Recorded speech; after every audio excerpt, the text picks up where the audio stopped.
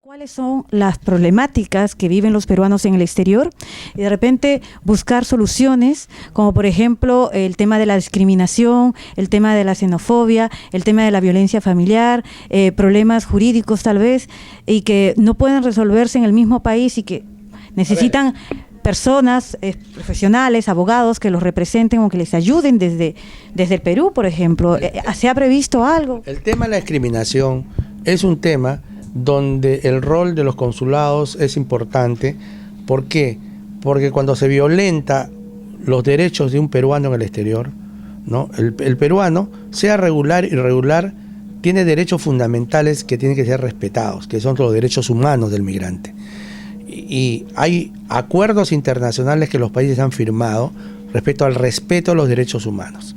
O sea, primero está el marco jurídico internacional, donde los países tienen que respetar los acuerdos derivados, no solamente en el tema de derechos humanos, sino los diversos acuerdos que se han firmado en todo el ámbito de Naciones Unidas, que tienen que ver con los derechos civiles y políticos, los derechos económicos y sociales, los derechos de la Convención del Niño, la Convención de la Mujer, la Convención de la Tortura. Todos estos acuerdos forman parte del engranaje sobre el cual se mueve todo el aspecto jurídico en las relaciones internacionales y que tiene que ver con el tema migratorio. Los países al firmarlo se comprometen y tienen que respetarlo. Y cuando se violan esto, ahí están nuestros diplomáticos para decir, señor, acá no se está respetando tal o cual acuerdo internacional. Por otra parte, también tiene que ver la propia legislación nacional del país, porque cuando una persona comete abuso flagrante contra un migrante, ¿no?, está violando la propia norma de ese país, porque no creo que ningún país en el mundo diga que se puede avalar una conducta xenofóbica, una conducta discriminatoria, una conducta de violencia, etcétera. Ninguna legislación lo avala. Entonces, cuando se hace esto, se está incumpliendo con la legislación de ese país. También nuestros cónsules tienen que reclamar, ¿no?, los derechos de nuestros migrantes, porque se está violentando la propia legislación de ese país. O sea, acá son varios aspectos que hay que tener en cuenta. Por eso es que nuestros diplomáticos están y tienen que estar bien formados en todo este enfoque jurídico de la defensa de los derechos de nuestros migrantes. Por otra parte, respecto al tema del enfoque, y todo esto involucra no solamente xenofobia, involucra violencia contra la mujer, etcétera, ¿no? Pero por otra parte, aparte de los derechos de los migrantes, también están todas las preocupaciones de lo que viene a ser la situación de la inserción, o sea, cómo los países pueden, a través de diversos acuerdos, de flexibilizar políticas, insertar de mejor forma a nuestros migrantes en situación regular, y a los que están en situación de regular, hasta qué punto se puede permeabilizar que estas políticas puedan permitir que se regularicen nuestros migrantes que han entrado o que se han quedado irregularmente. Porque hay una cosa que tenemos que tener bien claro, ¿no? El tema de las leyes migratorias son temas de soberanía de cada país. Entonces, cada país dice, tales son las condiciones para que una persona esté regular. Hay personas que lo incumplen, entonces están faltando a esa legislación. Lo que sí no concebimos nosotros es que una falta de carácter administrativo, que es el hecho de estar irregular, no puede transformarse en una falta de carácter penal. No puede ser, no es un delito. El ser migrante irregular es una falta administrativa, no es un delito, y no se puede tratar a la migración irregular como un delito. Y eso es la lucha que tenemos nosotros, los países, especialmente la región, en los diversos diálogos birregionales, en los diversos foros, de que no se debe tratar a la migración irregular como si fuese una migración que contiene un delito. No se puede criminalizar a la migración.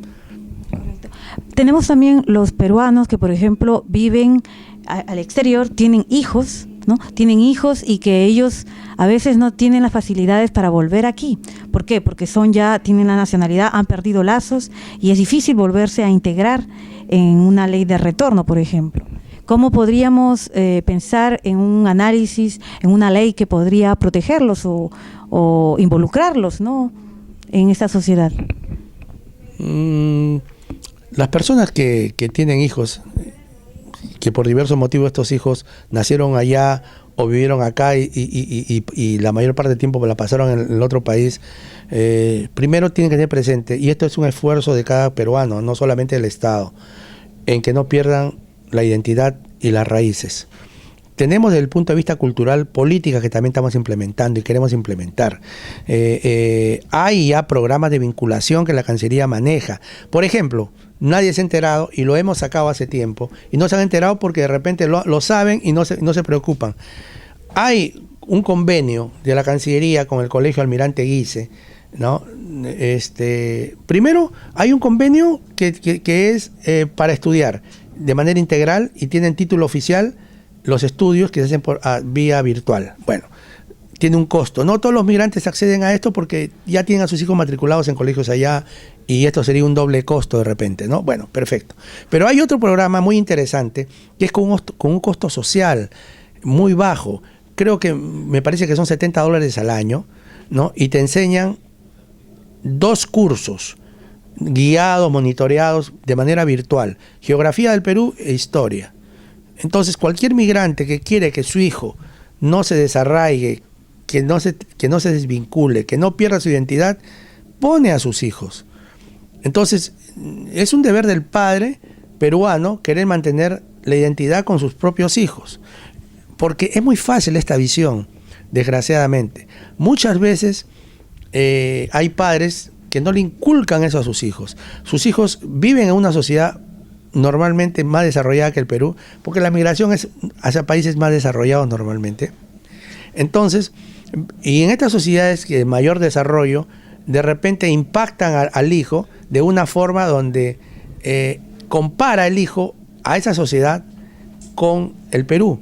Entonces, como Perú es un país que está en vía de desarrollo, como el Perú es un país, como muchos los países de desarrollo, que tienen muchos problemas socioeconómicos, y de repente en esa sociedad no lo es tanto, el nivel de la modernidad, de confort es mayor, etcétera, etcétera, a pesar de que ellos no lo pueden estar viviendo, de repente su situación es precaria, pero están en el marco de esa sociedad, piensan de repente, porque no están reforzados su vínculo de identidad, de que es mejor optar por identificarse con ese país que con el suyo.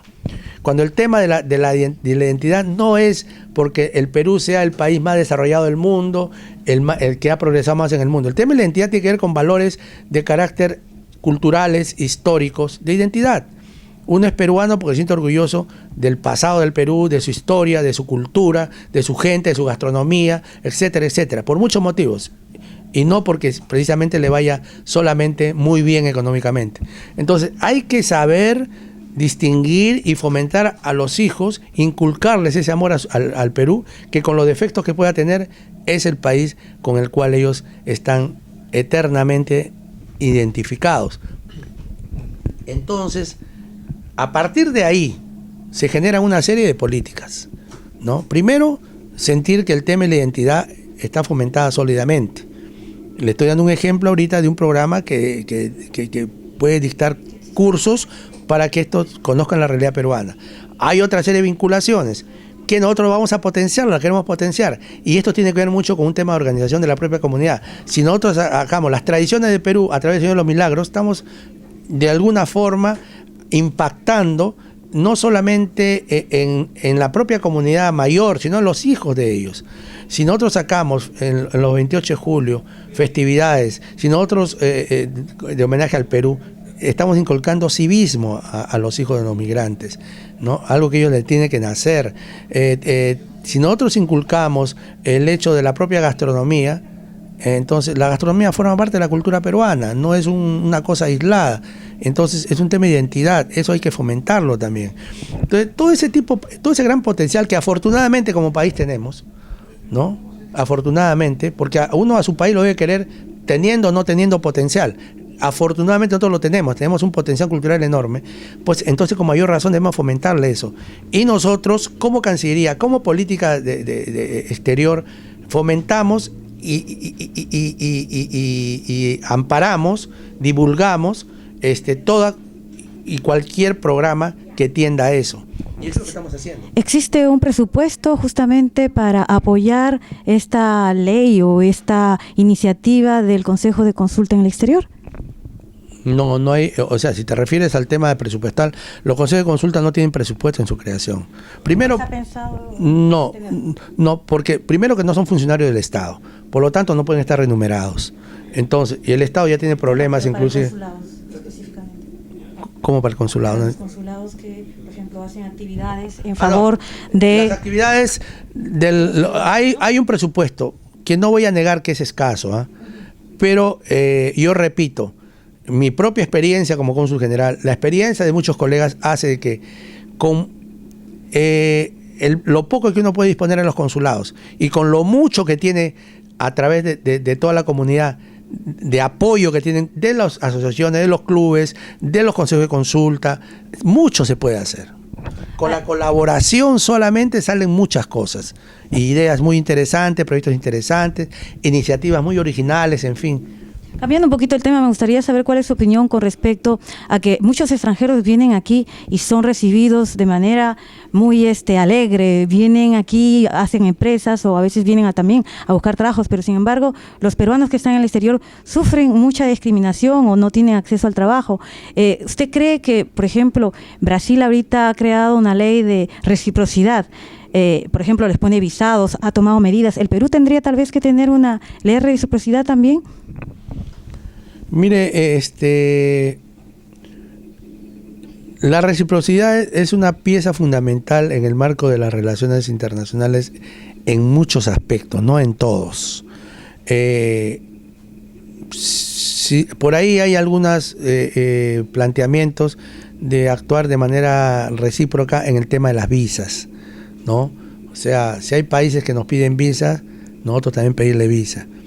Eso puede ser tal vez una compensación, pero de alguna forma nosotros también tenemos que tender no solamente al tema de la reciprocidad, porque el tema de la reciprocidad es como nos tratan, tratamos, pero el hecho de que nosotros tratemos así, no estamos dando ningún avance a lo que nos tratan, porque no creo que por nosotros poner eso, los otros van a desistir en su tratamiento.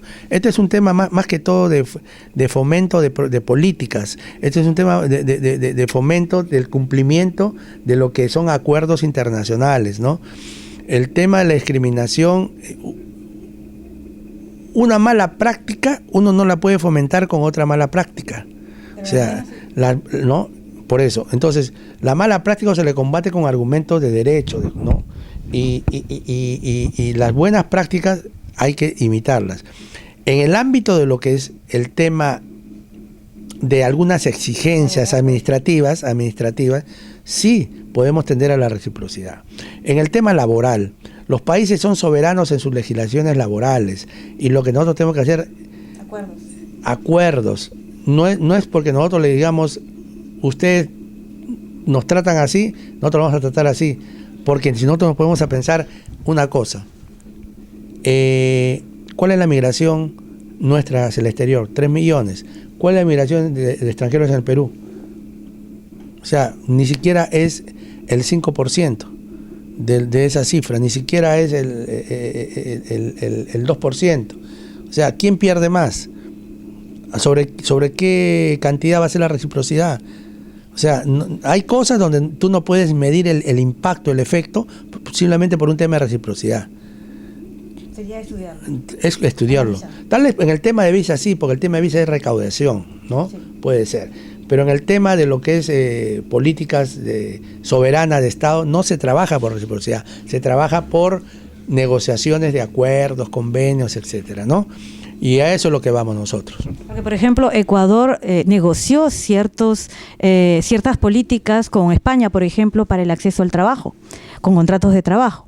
Sin embargo, no hemos visto lo mismo en Francia o en Bélgica o en Canadá, no sé, o Estados Unidos. De repente usted es la persona más pertinente para informar un poco de cuáles son los acuerdos internacionales vigentes en este momento o por hacerse en el futuro. A ver, yo no voy a entrar a analizar lo que ha hecho otro país con otro país. Eso forma parte de la esfera interna de cada país. Lo que yo te puedo decir es lo siguiente. Estos acuerdos que tú me señalas son acuerdos de migración laboral, son acuerdos de flujos migratorios. Y tengo entendido que aquí lo que se hacen son convenios de intermediación laboral, donde se dice que a través de ofertas que salen al mercado, ¿no? Vía Ministerio de Trabajo se dice, acá hay 100, necesitamos 100 técnicos en ascensores, 100 técnicos en motores diésel, 50 en esto, 200, 300 agricultores especialistas en tal, etcétera, etcétera. Entonces, eso se envía como oferta al país para que en el país el Ministerio de Trabajo o la institución, estos flujos migratorios, los pueda completar los cupos. Con el Perú, España tiene uno, si bien es cierto que no es un convenio oficial firmado, hay un acuerdo tácito entre los Ministerios de Trabajo. Estamos tratando de sacar uno oficial, ¿no? Para que pueda redondearse esto de manera oficial. Pero no solamente se trata de esto. Todos estos acuerdos también te derivan en programas de migración circular, o sea, a veces hasta comunidades enteras de determinado lugar van hacia el otro país a trabajar, van a trabajar a veces temas de siembra y cosechas, lo que se denomina una migración temporal, ¿no? Donde hay programas sobre esto. Nosotros estamos tratando de sacar este tipo de acuerdos. Parece que fue un esfuerzo de ellos, le cedieron ese local, me parece ser que ya no continúa. Sería pues volver con eso, sería interesante. Yo creo que es una buena medida, habría que ver cómo coordinan entre los dirigentes actuales, ¿no? ¿Hay otros proyectos que se van a ampliar para los consejos de consulta o para los peruanos en el exterior? Bueno, proyectos tenemos muchos, ¿no? Porque hay muchas cosas por hacer todavía. Los consejos de consulta vendría a ser, digamos, un mecanismo, una herramienta de trabajo más en el manejo de toda nuestra política hacia las comunidades. Los consejos de consulta vienen a ser, digamos, un punto de apoyo a la labor que hacen los consulados en favor de las comunidades. Ahora, una cosa son los consejos de consulta, otra cosa es qué se va a diseñar en líneas generales. Tenemos nosotros una serie de programas que queremos diseñar, que pasan por, primero, lo que estamos trabajando desde siempre, la firma de acuerdos, convenios,